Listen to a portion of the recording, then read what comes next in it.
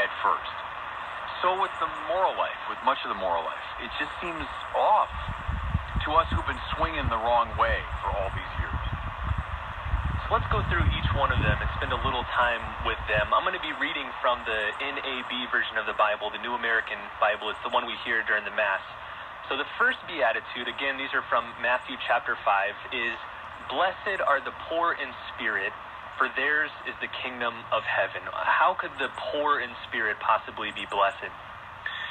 Because you'll be happy in the measure that you have given your life utterly over to God and the will of God. And therefore, one of the great blocks to happiness is an obsession with, a preoccupation with, an addiction to the material things of this world.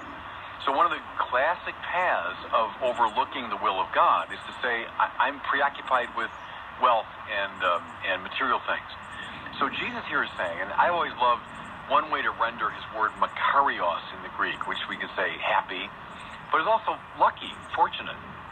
How lucky you are if you're poor in spirit. In other words, you're not addicted to material things, and therefore you can order your spirit to higher things.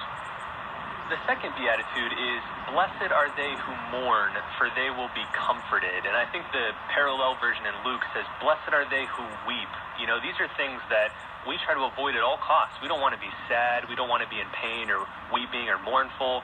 So again, where's the light here? How are these people blessed? The light is how lucky you are, how blessed you are, if you're not addicted to good feelings. So another distraction from the will of God is to say, my life's all about good feelings. I've got to feel good all the time. The one thing I never want to do is weep. I never want to feel sad. I never want to feel depressed. Well, that's not God. You know, emotional happiness is not the ultimate good. The ultimate good is God's will. And sometimes doing God's will make you emotionally unhappy. I'll just give you, from my own life recently, an example. Coming out here to California as a bishop.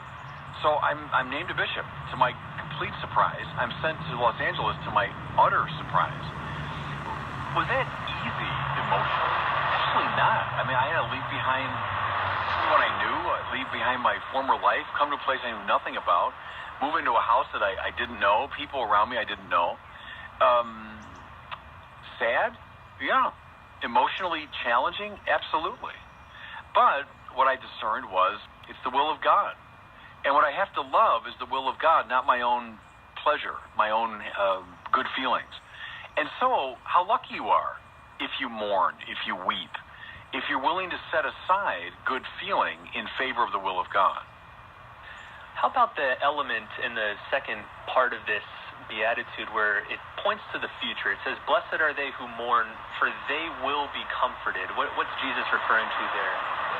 Take that example. I don't want to be obsessive about my own life here, but stay with it. Stay with it, says the Lord. You discern it's my will, follow it. And indeed you will find that I'm going to give you authentic peace at the end of this process. And I would say